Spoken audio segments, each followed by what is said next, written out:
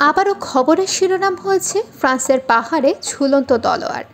1, 2 কিংবা 100 বা 200 বছর নয়, প্রায় 1300 বছর ধরে ফ্রান্সের পাহাড়ে গেঁথেছিল এক বিশেষ তলোয়ার। ফ্রান্সের প্রত্নতত্ত্বের ইতিহাসে এই বিশেষ তলোয়ার ছিল বহুল আলোচিত বিষয়। এনডিটিভির এক প্রতিবেদনে জানা গেছে, উধাও হয়ে গেছে পাহাড়ের গায়ে গাঁথা সেই বিশেষ তলোয়ার। ফ্রান্সের প্রাচীন নগরী রোকামাদুর শহরের অন্যতম প্রধান আকর্ষণ ছিল ওই তলোয়ার।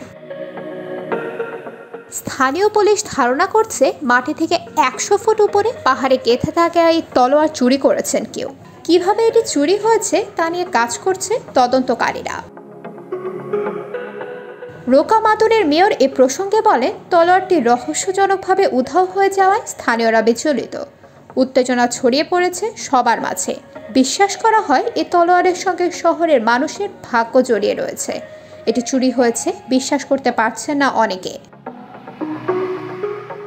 আবার অনেক স্থানীয় লোকের বিশ্বাস, কোনো বিশেষ কারণে জাদু বলে নিজে থেকে অদৃশ্য হয়েছে তলোয়ারটি।